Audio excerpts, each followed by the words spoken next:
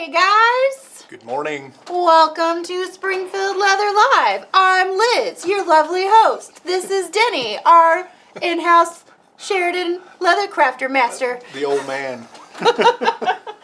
And today, look, I'm being my best Tony right now. I only got like 3 words out though before. It was just too ridiculous. He can somehow keep going for hours. I don't know how he does it. But we have got our very own Foxy here in the studio. So everybody out there, you can all be jealous that Foxy is in here. So instead of out there instead of out there. Yeah. For some reason the Twitch got deleted. There we go. How about that? Tony, fix the audio. I did. That's okay. Is it fixed now? YouTube.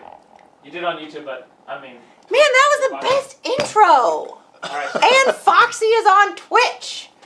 Dang it. Don't ask me. Look like a great story. Yeah, it was, you guys. Believe us. Every time. I even had a Tony voice. We'll never. Anyways. She'll never duplicate that. Listen, all you Twitchers who didn't catch that intro, after this, you can go catch it on the YouTube. So Foxy's here. Foxy's here. Dang, Tony. Every time I have a good one. Yeah. I'm so glowy today on the thing. You're glowy. I'm pretty I bright. probably have a filter. Pretty on bright. Somewhere. Oh well. Yeah. That's what Kevin says. I'm That's bright. just a pretty face. Yeah. She's also smart. Actually, one time he said, "I need the help of someone with a strong back and a weak mind." That's why he picked me. This was like, I had only been working here maybe a year at that point, and I think I still worked on either the bead side or the leather side. I was still on retail. And he's like, "Hey Liz, anyways, he took me to Lowe's to load up soil for his garden. That's what we did. Into the back of his truck." And I was like, really? Like at that point, I was probably still 125 pounds. I was like, I don't know what strong back you think that you're managing, but I got her done. It was all right. This girl, she grew up with 2 boys. I saw you pick up half a pallet of leather yesterday, a few days ago. I'm always picking up a half a pallet of leather. I was impressed. I thought, I need to go take a nap. And I did, I think. It was whatever those cowhides. Oh, the honey whatever, Mont Blanc honey. No. Eastwood honey. Eastwood honey. She had a from stack the of Giles. these things rolled up, sides of leather that was this tall. There were just 7 hides. Have you ever picked up 7 hides? I have. You probably We had Well, 7 hides Tell me about next it. to it. It was heavy. It weighed about 7 hides.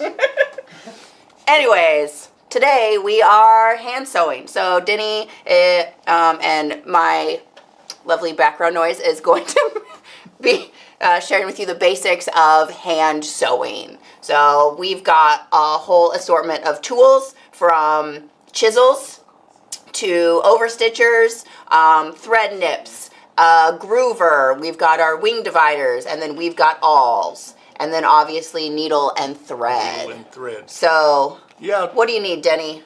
Well, first off, hand stitching is very simple.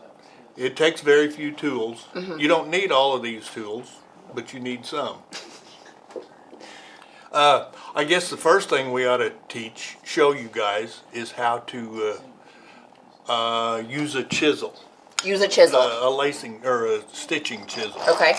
And we've got several different kinds here, but I think mostly we've got a flat chisel. I don't know if you can see this. Hang on, guys. Here we go. Zoom. All right. Yeah, this is just a flat chisel.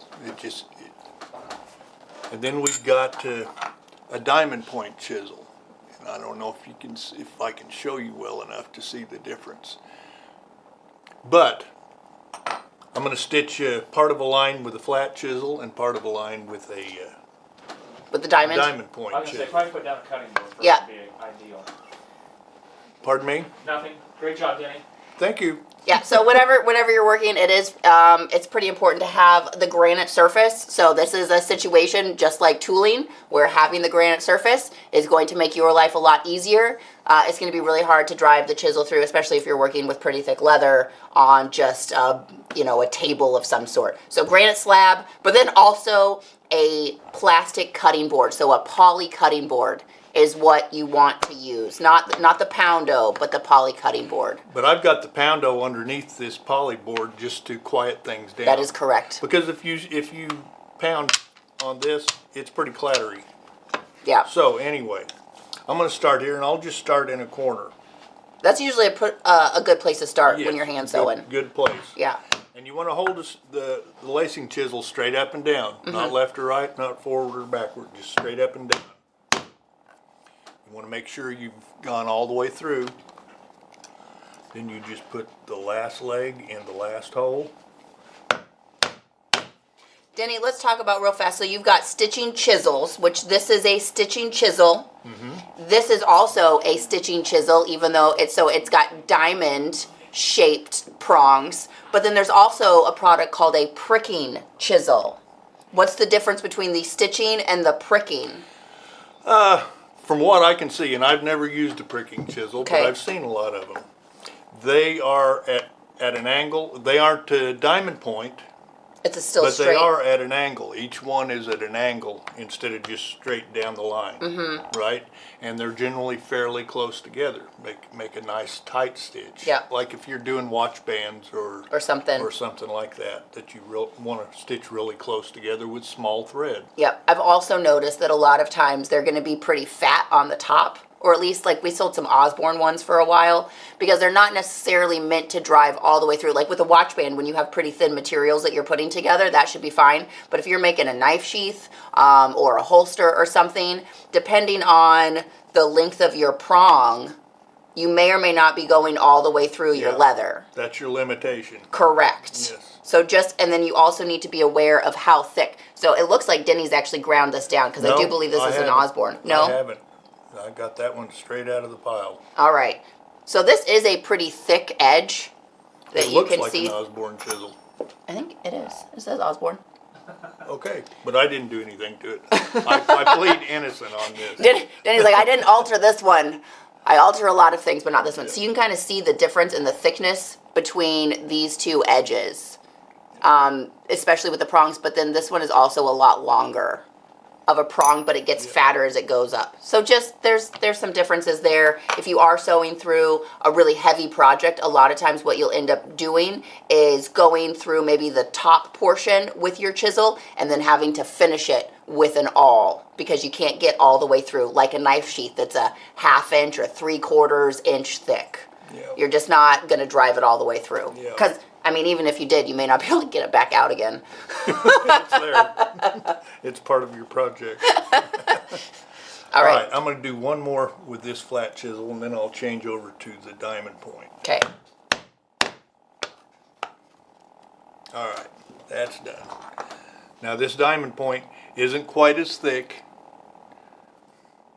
and it isn't as deep, so I wouldn't be able to. But it's the same spacing. It's the same spacing. These chisels are approximately 6 stitches per inch, because I measured them out. But if you can see the difference in the hole that I'm making. It's the Seesaw C. I haven't seen you in a minute. How are ya? And Foxy even coming in with a chat. I love it.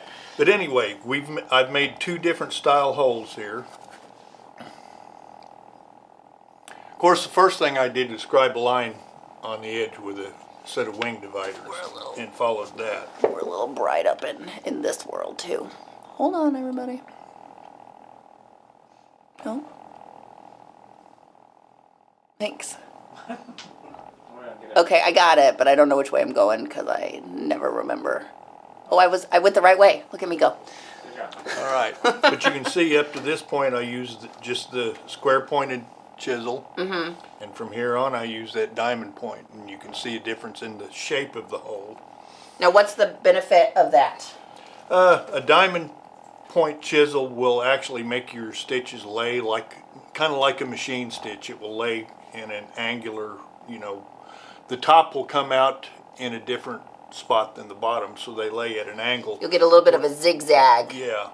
Whereas just a square pointed chisel like that, your thread goes in and comes out kind of wherever it wants to in that spot, in that designated area that you punch that hole in. Do you have a preference? Yeah, the diamond pointed chisel definitely makes the prettiest stitch. There you go. For sure. All right, next thing, let's look at stitching, using a chisel with a stitch groover. Now, what's the benefit of grooving your leather? The grooving, if you groove your leather before you stitch, it will make the stitches lay below the surface of the leather. It creates a lot better wear factor, and it makes a prettier stitch. Your stitches will lay a little nicer, A little straighter in that, yeah. in a groove. But I'm going to set this groover about right there. I don't tend to groove on the top side of my leather when I'm making the sheaths, but what I do like to do is groove the inside where my top stitch, where I'm sewing the two pieces together along the top of the sheath. I like to groove that inside line so that, because sometimes the Damascus on the knife will be a little aggressive when you're putting the knife in and out of the sheath. And so, if, like I've had issues where I it see what you wears mean, and yeah. it'll sand Yeah, my stitch line, which I don't like. That's it. It'll just start fraying the threads. because you've worked pretty hard at Because that. I've worked pretty hard on that, yeah. So I like to groove that top or the inside of the layer to set it down in. Okay, this is a Horseshoe brand stitch groover, but it really doesn't matter. All groovers will do the job. But I'm going to start up here. Look at that bead. That's satisfying, Yes. if I do say so myself. Yes, it is. It is. But then I can take and use this same, I'm going to use the diamond point chisel here.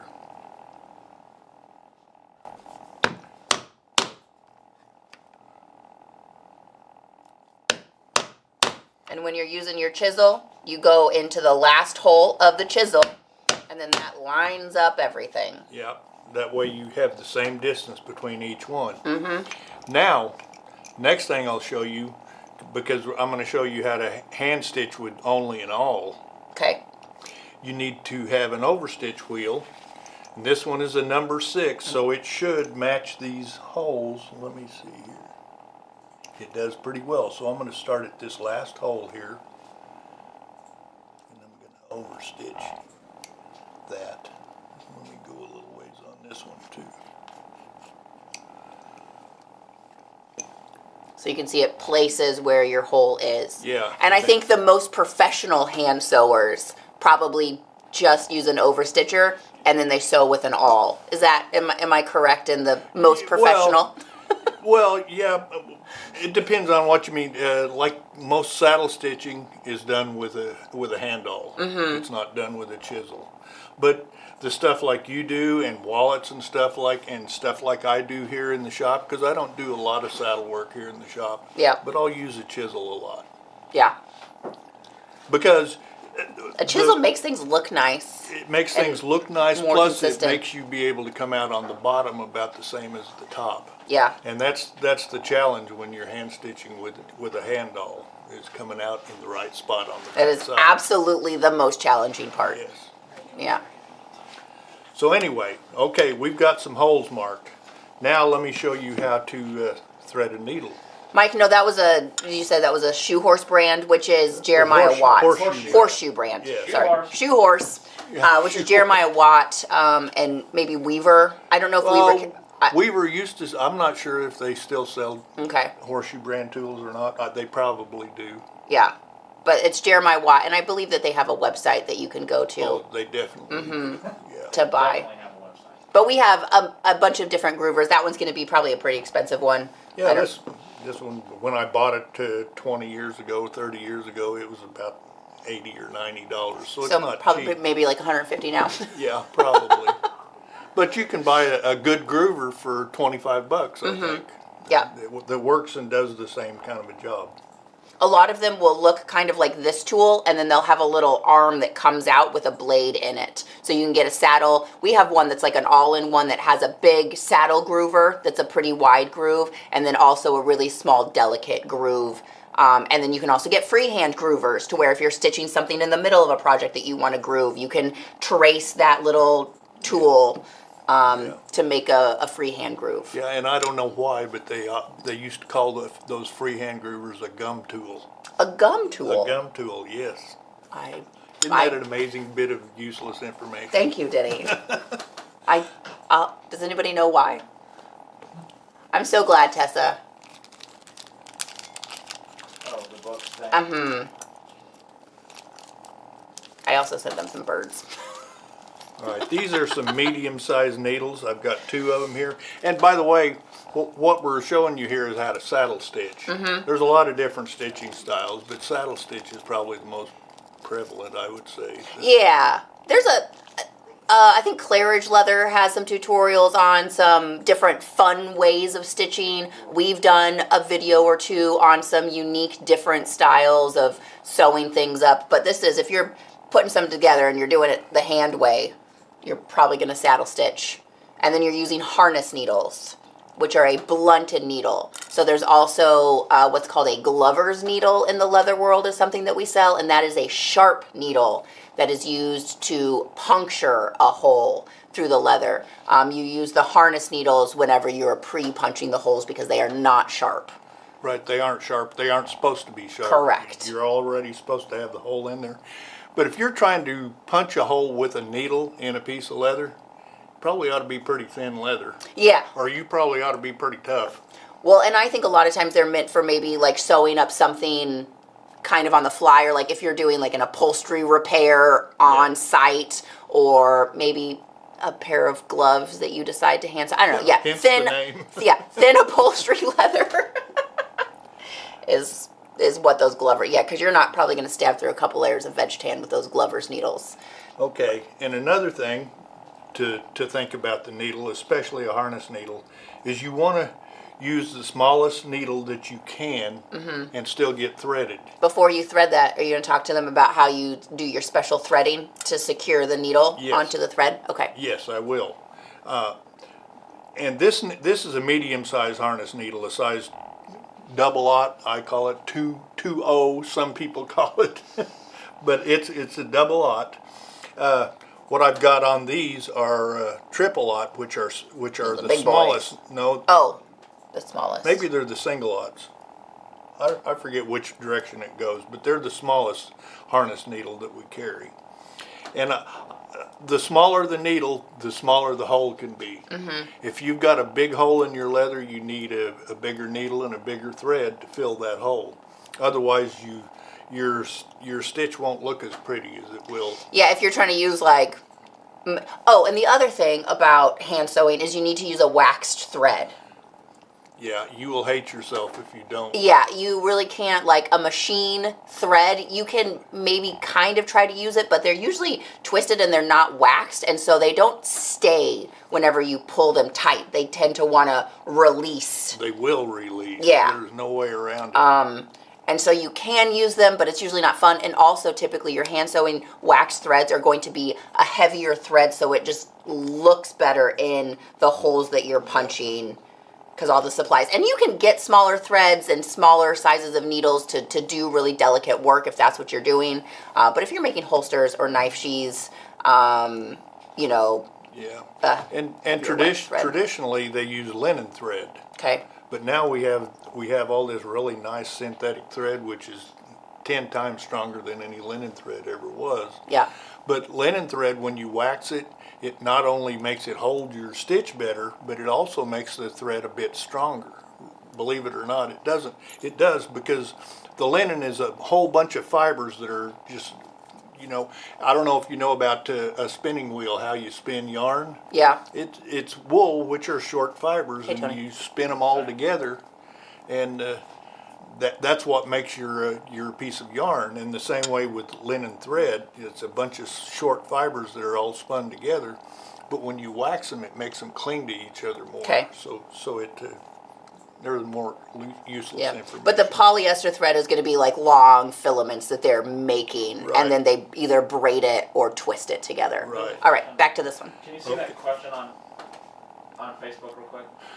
I have been taught that 8-ounce and less leather should not groove to stitch. Grooving removes some of the strength of the leather and creates a weak spot.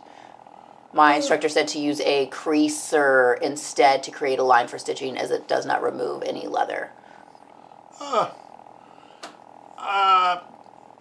I don't think it weakens it. It depends. If you create a really deep groove, certainly it'll weaken it. But all you want to do is groove the thickness of the thread itself. I mean, that's the whole purpose, is just to get that thread down to sit the below. surface or a hair below. And you don't have to groove. Like, it is an option. Like I was saying with my knife sheaths, I don't groove my knife sheaths on the top. I just groove that inside so it sits in the leather. And so grooving is really a personal preference. It's good for applications that will have a lot of abrasion. So like maybe a belt. If you're doing a belt that's going to be pulled in and out, or you're going to have a lot of things hanging off of the belt, you know, in that situation, you're probably working with heavier leather, maybe doing 12 to 13 ounce for like a utility belt situation. It would probably be good to groove that so as all of the things that you're wearing on the belt, they're not rubbing the thread, they're rubbing the leather. Yeah. Well, grooving actually started with saddles, because saddles, you've got two pieces of leather that are rubbing together all the time, like See? the stirrup leathers and the skirts. Abrasion. Yes, and if you don't groove that, pretty soon your stitches are all worn out on your skirt, Yep. and then you make the repairman a whole lot of money that way. So they groove. Yeah. So yeah, so it is a an application for like kind of like a certain set of for a certain type of project. Yeah. But another point, what you were saying about using, what did he use, a creaser? You can use a creaser on a saddle horn. I never groove a saddle horn when I stitch it, but I do tickle a line in it. Right. With, you call it a creaser, I call it a tickler. Yeah. But it's the same piece of machinery. Well, and a lot of times with your wing dividers, like typically they're blunted enough that they're not going to cut into your leather. So you can drag, sometimes I'll drag my wing divider, obviously, you know, like I'm making the stitched line that I'm going to follow. So I'll drag that over a few times and I'll kind of put a little bit of a divot in there that helps your chisel to kind of stay in place. Yeah. It kind of prevents a little bit of the movement, but then also it'll sit a little bit lower, but you're not removing any material. Yeah. Okay. All right. And I've seen people sharpen a wing divider To cut a use line? it. Yeah, it actually cuts a line. Or you can use a swivel knife. That is true. When people make shoes, whenever they stitch the sole onto a shoe, they usually are going to cut a groove in there so that the thread goes up into the leather, into that groove. So that's, and then it's actually hidden. So you literally have to wear through the leather before you get to the stitch because they've set it into the leather. I was actually a little bit disappointed. I bought some Bed Stew Oxford shoes and I looked at the bottom and they did not put that groove in there. So my stitch was just sitting on the bottom of the leather, which I wore through pretty quickly, even though I don't wear the shoes very much. Well, you're a fast walker. I am a fast walker, that is true. So, all right, let's thread a needle. Let's thread a needle. This is wax thread. So when I cut this, I didn't just cut it off square. I tried to cut it at an angle. And then I'm just going to pinch it flat, because the eyes in these harness needles are very small. Yeah. So you've got to make it so you can get it through that eye. Linen thread, we used to take a knife, hold the thread on the edge of a table, and actually scrape the end of it off and taper that end. Oh, really? And wax it, and you could bring it just to a hair point, you know, and it's very easy to thread a needle that way. But you can't hardly do that with nylon. What did you just do, Denny? Okay, I'm sorry, I lost my mind. That's what I did. That's assuming you have one. Okay, I've got the thread through the eye of the needle. Now I'm going to take in up here towards the end. I'm just going to mash this a little bit flat. He's got like 2 inches to the end. Stab it. Stab it in the middle. Yeah. See what I've got there? Then I'm going to bring this down, pull that loop out, and I'm going to pull that through. And that kind of locks your thread on there so that when you pull, you don't pull the needle off. Yeah, of the if you don't thread. do that, you're going to be constantly rethreading Yeah. your needle. Yeah. If you've never hand sewn before, and I didn't know that for the longest time, and I was constantly pulling, and I think we had just started doing these videos, you know, back in like 2020, and I've been doing leather work for a minute before that, and I'm not a big, like, I don't spend time on YouTube watching things. I don't know. I'm here. I don't really internet at home. And I didn't know that. And I saw him do that one day and I was like, you've got to be kidding me. I was like, that's what you do so you don't have to rethread 10 times while you're sewing, or like make sure you're holding it just right so that when you pull it, it's not pulling out, because, it's, anyways. Yeah, man, that's another It saves thing. you so much time. That's another thing. When you stick your needle through and pull it and get it through the leather, drop the needle and grab the thread. Don't pull on the needle, because that'll cause you problems. Wear out that spot. Yeah. Consternation. Diamond said, I have repaired a lot of stitching on factory saddles that they didn't groove. So Diamond S is definitely getting his money's worth on some factory-made saddles that aren't being grooved. Yes, that's right. Okay, should I get the stitching horse over here? Let's do it. So we can stitch a little bit? Oh, I think Or if you should just I sit leave it there. over here? Yeah, and then Okay. I don't know how well he can get on the other side of the table, so. Okay. Get all my equipment over here. Maybe. And it does make life a lot easier. So this is a stitching horse. If you go to antique shops, if you've got any Amish around you anywhere, probably they might have a used one that you can buy. I found one at the antique tool show, the Midwest Antique Tool Collectors Association. We went out there and they had a stitching horse that I bought that's a similar construction to that for like Prettier. $125. It was a great deal. Denny even saved me like $10 on it because he does that, and I'm just the person that's like, I'm just gonna pay the price because it seemed amazing. Or we sell the little stitching ponies that you can sit on. So they have a little arm that comes out. You put them between you and whatever you're sitting on, and Well, they do the same job. they do the same job. It's a little more inconvenient than Yeah. having one of these. I know that thing's awesome. It's controlled with the foot. It's pretty lovely. Okay, so first thing I'm going to do is I'm going to clamp this in my stitching horse. And I don't know how I should face so people can. Oh, that's good. I think that's pretty good right there. Yeah, it's a great spot. Let me move the camera again. Oh, really? Oh, okay. Just to get you centered. Well, you just got to be on the ball, Tony. I'll fall off. I mean, we talked about being in the circus one time, right? Yes. All right. Okay, now there's 1,000 different ways to hand stitch, but this is the way I was taught, and it's the way I'm going to show you. But you've got 2 needles, right? So you want to stick one through from the back side. Hold on, just real fast. We didn't talk about when you're hand sewing, how do you determine how much thread you're going to need to use for your project? Depends on the thickness of the leather, how tight you pull your stitches. How many stitches per inch? And how many stitches per inch. Thread is not free, But it's cheap. It's cheap enough where I want plenty. Yeah. So when I'm starting a project, like if I was going to stitch a whole wallet, I would pull out 2 complete arm lengths like this. That way, when I've got my 2 needles and I pull that to the middle, I'm about out here. I'm stretched out. Yeah. Right. That's about as much as you can handle, unless you want to be pulling thread all day long. When I do my knife sheaths, what I do is I just take a piece of thread and I kind of loosely follow the edge of my knife sheath. So I'm like, okay, that's about much. And then I double it up, obviously, because you have, 2 sections. You got to go front, 2 sides, front and back. And then what I'll do is I'll say, okay, is this a little sheath where maybe it's a 1/2 inch or less thick? And I'll do maybe like 3 amounts of that. So I'll go through my thread and I'll do 3 times that amount. If I'm upwards of a full inch, I might do 4 to 5 times the length in what I'm doing. I mean, it can be a lot of thread, but thread as opposed to lacing, I don't want to have to restart my thread. I need enough to do the whole project.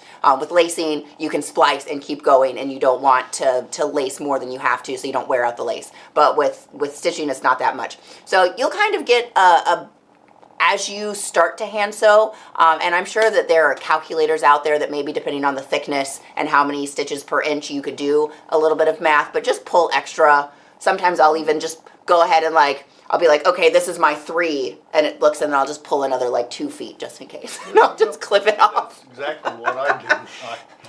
I don't want to run out. And you know what? Sometimes I've been right there. I may have had like 6 to 8 inches left of thread on each side, which is too short, because at some point you still have to like get the needle back through a hole as you're going. And so really, like, you need a good foot or more left, ideally, so that it's comfortable to sew. You don't want to get down to where it's just inches.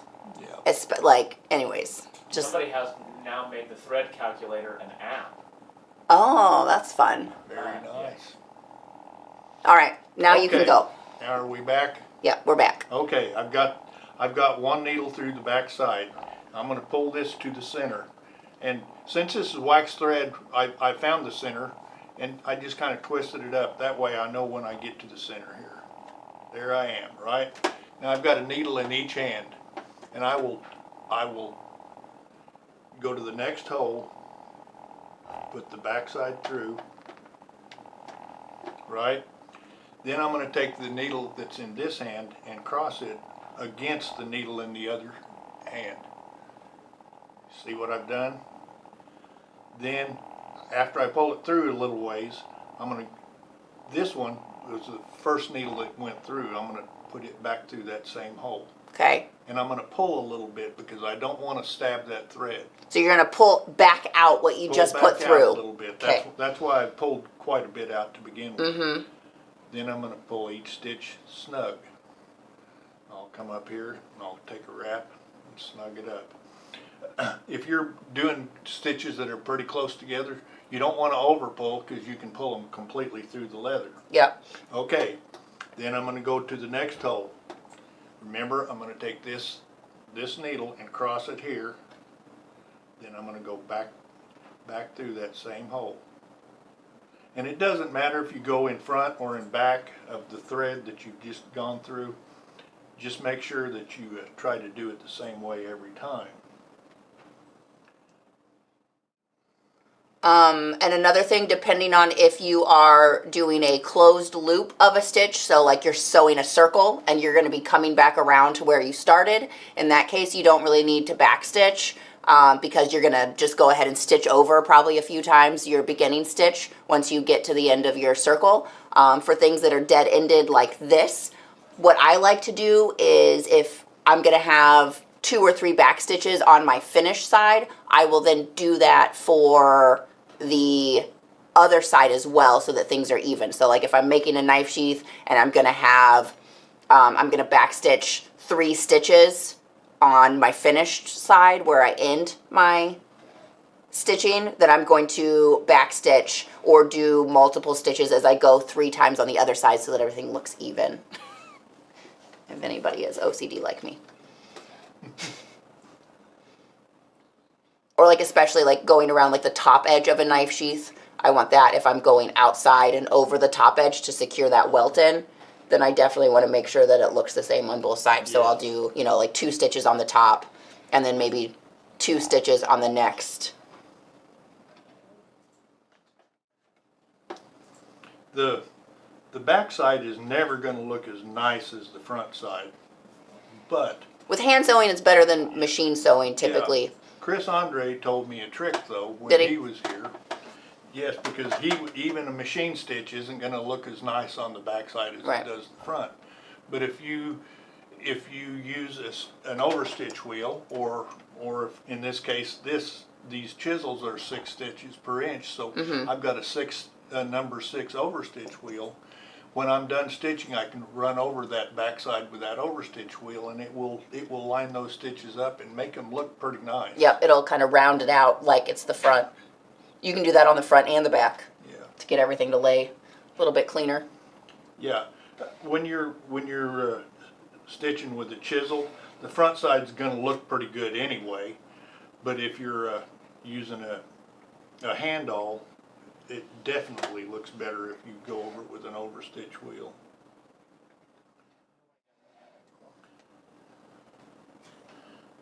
Okay, now I'm ready to start on my diamond chisel right here. I've gone through the flat chisel, How do you feel about casting around the needle, About what? Denny, where you like wrap If- the thread around?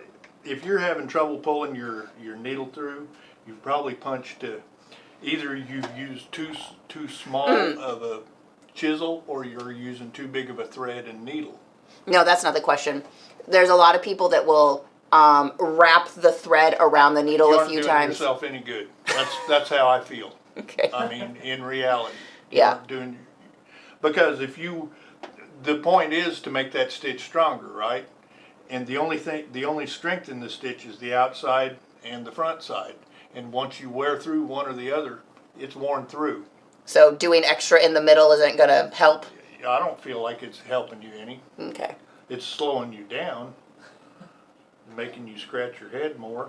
But- Mike, there are a lot of people that do that. I've seen them Yeah. do it.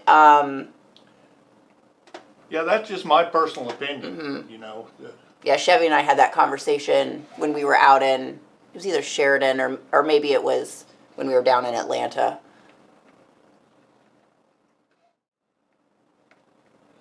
Okay, I'm going to do a few more stitches here, and then I'm going to take it out of the horse and show you what the different look is on it. Dandelion, I'd have to see a picture of what they did. They came up and tied it off between the two pieces of leather. Now, what? I would be curious, like, how did that make your edge look? With lacing, you can do that because the lacing is covering the edge, but I don't really know how I could imagine doing the same thing with stitching, coming up between the pieces of leather and tying it off. I typically, I'll backstitch a few times, I'll trim it short, and then I burn it. You don't need to tie it. The thread holds, especially if you've backstitched 2 or 3 stitches. With saddle stitching, it's not a machine stitch. Your stitches are going back and forth, the wax is holding them in, and then you just burn the end. So I've never really seen a reason to need to tie it off. When they used to use linen thread, a knot was your only choice. Okay, because you couldn't burn it? You could backstitch and Yeah. just clip it off. But as far as just ending a stitch, a knot was your only choice, because if you tried to burn linen thread, it just smolders. Okay. I know that from experience. The edge had a bump, it looked weird. Yeah. There you go. Yeah, I don't know about that. I know Nick sometimes, Chevy, he'll wrap the thread around the stitch. He did that on his knife sheath, I believe, which I hadn't really seen before. I don't know. I haven't had any issue. I mean, guys, I make knife sheaths. That's really what I do. So with those, you don't have a lot of tension on the stitch necessarily. Like maybe once you get it molded, but after it's molded, there's not a lot of tension on that. So I haven't had any issues with it pulling apart on me. Oh my gosh, I just think, even just from the back, because that's what I'm looking at, that diamond looks a million times better than the flat stitch. Yeah, I can already see. 2 more stitches here, and we're going to take it out of the horse. Stanley's really Spring good money. with a speedy stitcher. What's that? Stanley, he said he's too poor for a leather sewing machine, so he's really good with a speedy stitcher. All right, let's look at this.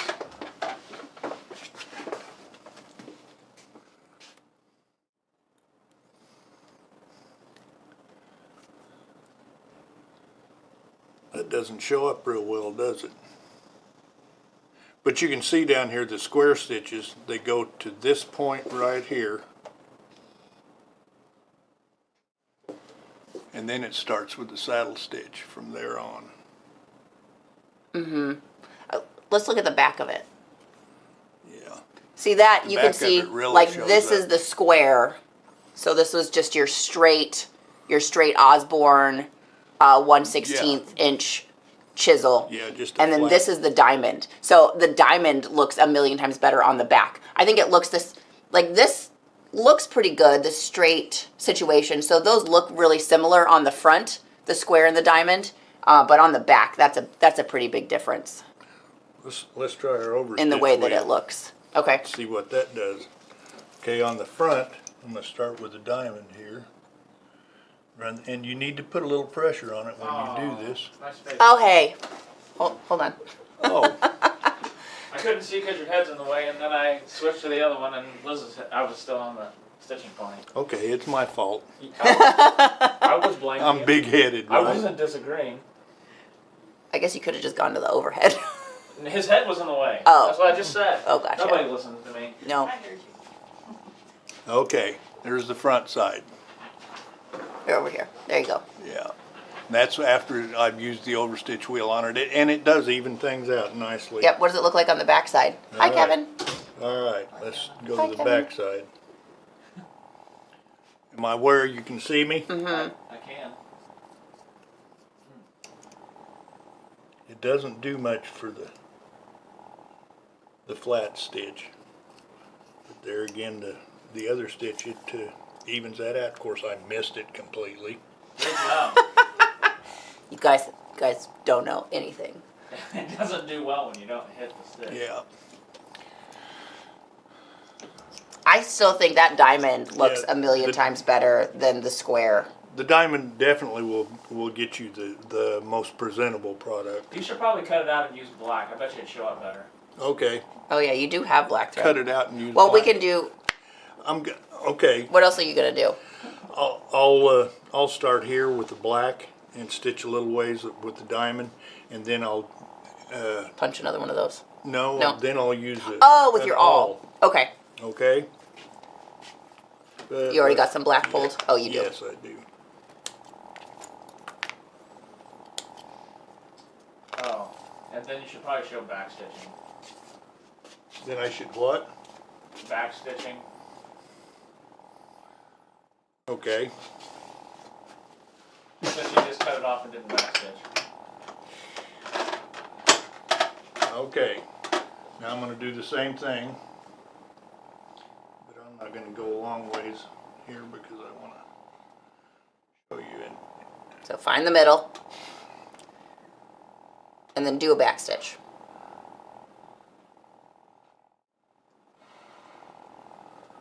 Okay, now there's a full stitch.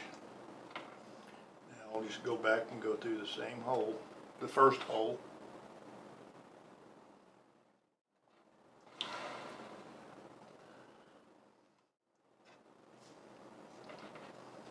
You know what I do? I just do it with one. I leave one of my needles just in the thing, and I just do a loop around, and I come back out, and then I just have one because now you have three. Now you have 3 stitches. Another thing you can do is start one forward and then go back and come. You know what I mean? Mm-hmm. But I think if you just take one of your needles, do a loop around, and come back out the same way, then you've just got a back stitch, and it's good to go. Justin was saying it sounds like a cat's purring constantly. Some of it probably has to do is because there's no noise cancellation on whatever that platform is. Twitch. Oh. I guess I can kind of hear my computer going. I mean, the air conditioner is currently that. running at full Mhm. force. It's hot today, y'all, and it's freaking humid. Oh. We got a pretty good shower storm yesterday afternoon, and I thought it might clear up a little bit of the humidity, but it sure didn't, and it was muggier than ever. It's a good thing that you live in a muggy climate, otherwise you would probably not enjoy your trip to Missouri very much. This is cool compared to where I live.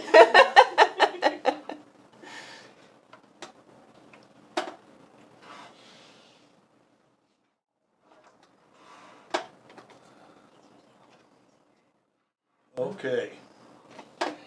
I'm going to kind of turn sideways, Tony. Is Perfect. that okay with you? That's perfect, Denny. Okay. Now I'm going to use this awl. Now the awl is diamond pointed. I don't know if you can see, but it's diamond pointed just like the chisel was. Mm-hmm. So the trick to using a hand awl is to hold it at the same angle every time, because you don't want to twist it back and forth like this, or you'll have your stitches go back and forth. That is correct. So And these holes that I had, the chisel, I'm gonna try and match those. Also, I will note that if you are doing the awl method to get through to the backside of your leather, it is super handy to also scribe a line with your wing divider on the back of whatever it is that you're sewing, so you know where you need to come out. With leather that's thin like this, usually you don't have enough distance to really get off of the line too far while you're using an awl. But if you're going through a 1/2 inch to an inch of leather, say making a knife sheath, you got a lot of distance there to get off of your angle if you're not holding your arm like just at the right angle. That's the thing. Get in a rhythm and hold your arm at the same. Some people just go punch all their holes at once. Well, let me try that. I usually punch like 4 or 5 at a time, sew them up, punch another 4 or 5, sew them up. That's kind of what I do. But yeah, if you're going through anything that's decently thick, if you put that line on the back, as you come through with the awl, you can start to see it pucker on the far side of your leather. And if you are off the line, you can kind of pull out a little bit, readjust, and come back in at a little bit of a different angle to get yourself on the line that you're trying to get to. How do you know where to punch the awl for the stitch? Mike, we use the overstitcher. So he ran the overstitcher over All the way low. the piece of leather. So he has, you can kind of see those little tick marks. So there's tick marks running all the way along. So that's where he's gonna put the point. Yeah, that's the idea. It's a stitch wheel and it's an overstitch wheel. So the first time you use it to mark your holes, it's a stitch wheel. When you use it over the thread, then it's an overstitch. It's multi-purpose, y'all. Yes. Justin's got a daughter that just had her tonsils out last week, and so she has, I think it's like 7 days of customer support. customer support from her parents to make sure that everything's good. Another thing, when you're hand stitching in a stitching horse or a stitching pony, you always want to stitch towards yourself. Yeah, it's really hard to stitch away from yourself.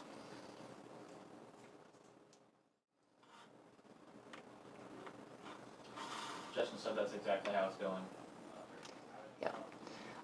Just so you know, if you aren't real skilled at pulling the thread back out of the hole as you put the needle into the hole, you can find yourself in a pickle where you go to pull the thread through and you've gotten yourself locked in with the other thread. You've stabbed it. And you've stabbed it, and then you run the risk of ripping or tearing that thread when you go to yank it. So I always will be a little bit delicate with that situation if I'm unsure if I've caught the thread.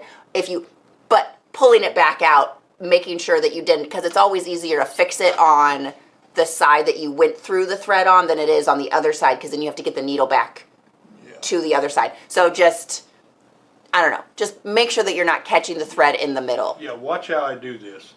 I'm gonna punch the hole with the awl. I'm gonna take this needle on On the back side. the back side and just follow the awl through. Ooh, good shot, Tony. Then I'm gonna grab it. I'm gonna cross the needle in the Move your front hands out of the way, Denny. and pull it through about a foot or however much. But then when I stick this needle through from the front side, I'm gonna pull on that back thread. Mm-hmm. That way it makes sure that if I had stabbed it, it'll pull it off the needle. Right.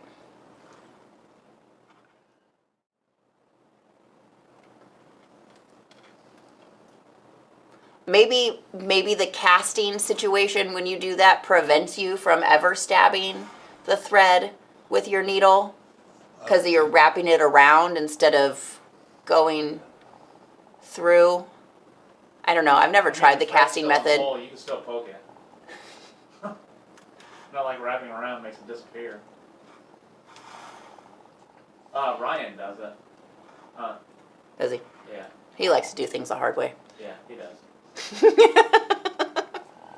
Well, the thing is, a machine stitch is a lock stitch. Mm-hmm. You're actually you're actually You're locking looping. each stitch Yeah. from the front or the back. So the saddle stitch is stronger than a machine stitch simply because if you wear out one side of a lock stitch, which is a machine stitch, your whole line of stitching can come loose. That's right. We've all experienced it on our sleeves before. Which is actually kind of funny because a lock stitch sounds like a more secure stitch than a saddle stitch, just, you know, like words. But it's not. Yeah. It's not. That's why twisting your thread around itself on this saddle stitch is kind of worthless because to me, it's worthless. I'm sorry for you guys that like to do it. Forgive me. But you've already defeated the bad part of the lock stitch by saddle stitching because you've got one line of stitches that goes all the way through.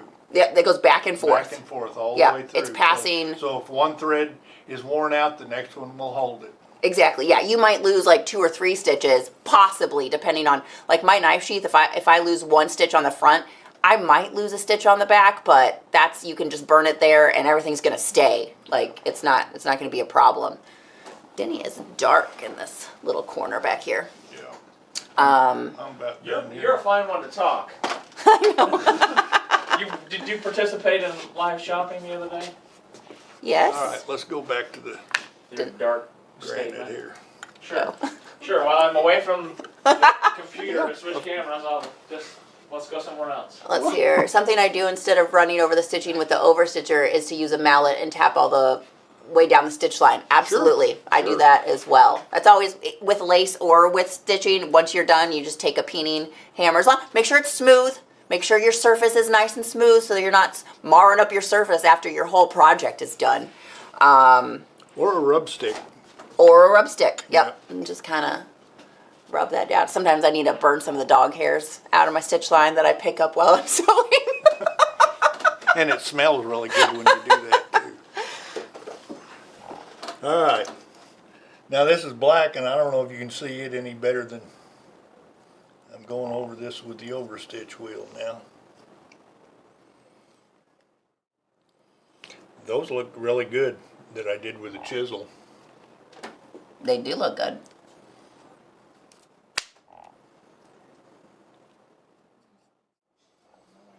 But on the back, the hand stitch looks better. Oh, then your chisel? Yeah. It does. That's unusual because usually I don't do So very this good on this was the chisel, the couple of stitches of chisel, and then that was our awl Yeah. situation. All right, and then from this point, if this is the end of your project, then you're just going to go back through to Yeah, just backstitch one or two. and holes. then what we like to do, instead of having them both come out the front, you'll have both of them come out, or one come out the front, one come out the back, like here. You'll bring your front one to the back of your project, and then you can clip them both off on the back and burn them so that the front of the project is clean, and then the back has your secured melted thread. Yeah. Actually, that was something that I was going to say. You can tie a knot in this thread, but when you burn it, it's actually better than a knot because it actually welds your, it melts that thread and it actually mashes over that hole and there's really no way it can pull out. Yeah, And it's flat. and it's flat. Yeah. That's right. I used to have to pull ferret hairs out of my stitches. Nice. Yeah, sometimes I'll loop, like if I had this knife a while ago.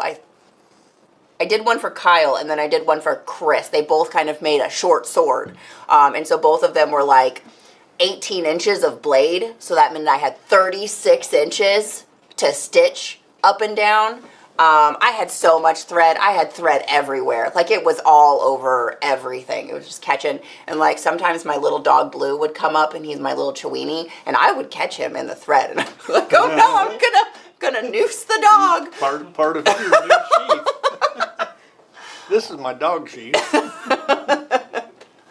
Let's see here. Y'all sell a few overstitcher wheel. Any advice on what to get? Mike, you need to match the overstitch wheel to the size of chisels or the stitch length that you're going to use.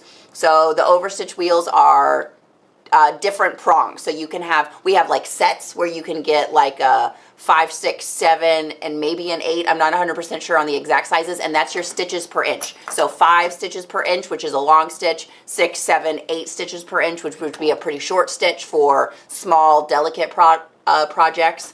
But you want to choose the overstitcher, or if you do have a chisel, like punch your chisel out a few times on a piece of leather. If it's not specific to how many stitches per inch, measure it and then buy an overstitcher that matches, or buy one with the set with the cartridges that you can change out. But that's your preference on how many stitches per inch. Honestly, I mean, like the cheap ones are fine. It's a wheel with like the little things, I guess. I don't know if we have a couple different like steps of quality of overstitchers. I don't think we do. I don't think we do either. You can buy expensive overstitch wheels, Yeah. but they don't work any better than these. If, you know, I've never had a problem with these anyway. No, They're the only ones I've ever used. It does a job. It's pretty. Yeah.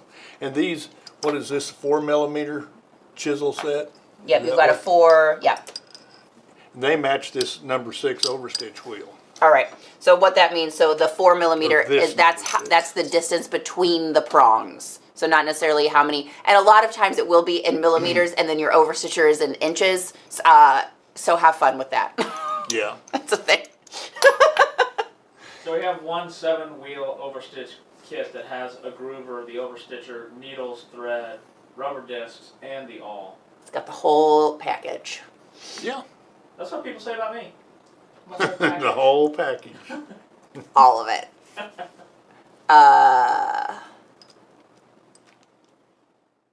Michael. They're sewing Michael's arm back together, so that's a stitching of a different kind. Still stitching through leather?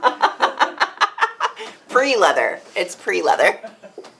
All right. Anything else? Any other tips or tricks? Any other questions out there? You can do this. A lot of people will think they're doing a saddle stitch, and they are. You can just go use one needle and go in and out and in and out and in and out, and then go back the other direction. I think that's in and out. what Michael said that he does, because he's Yeah, and there's nothing wrong with that. Yeah. It works. Michael, if you had 2 hands, do it like I was doing it. But the way you've got it, you're doing the right thing.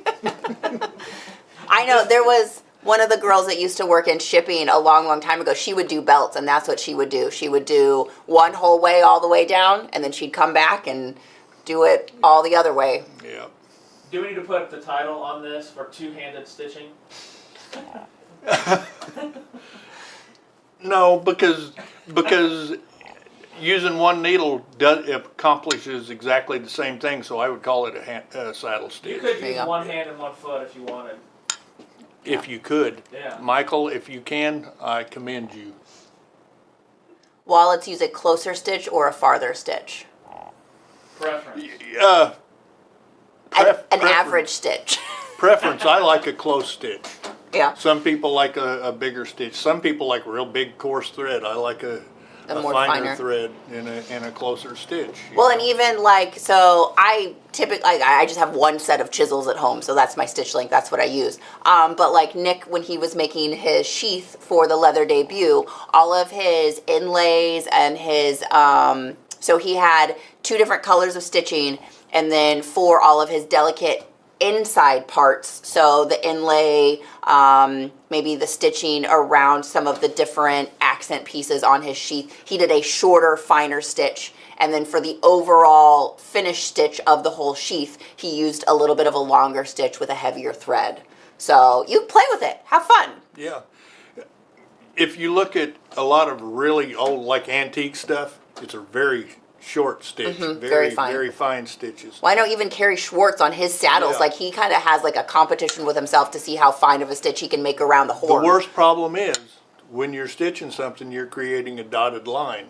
Tear on the dotted line, you know. Perforation. And if, like for me, I remember when I worked on a lot of old saddles with real fine stitches, you know, it just tear completely through the skirts eventually. Yeah. You know, so there's a fine line there between too close and too far away. Yeah.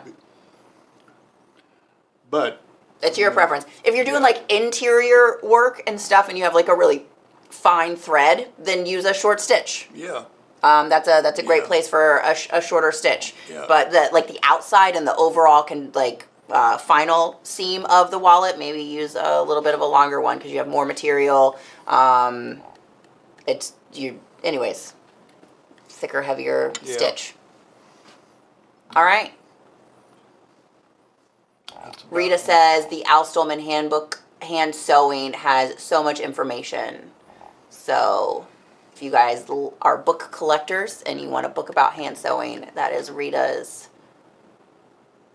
recommendation, right? Yeah. Sorry, that purple is really hard to read next to the black. Sometimes I'm not 100% sure who it is. Alrighty, folks. Well, look at that. We made a whole hour out of it. High five. Look at us go. Alrighty, guys. We will be back on Friday. Denny is doing a class at the iFogel show. Mm-hmm. And so on Friday, you guys can get a sneak preview of what Denny will be teaching at that show. So if you are going to the iFogel show in Salina, Kansas in October of this year and you're looking at maybe taking some classes, Denny will be doing some final touches on his project for that class. You guys can check it out and then get the info to sign up for the class. Yeah. So that's what we'll be doing on Friday. Everybody have a great rest of your week, and we'll see you tomorrow on Live Shopping. Bye. Goodbye. Bye.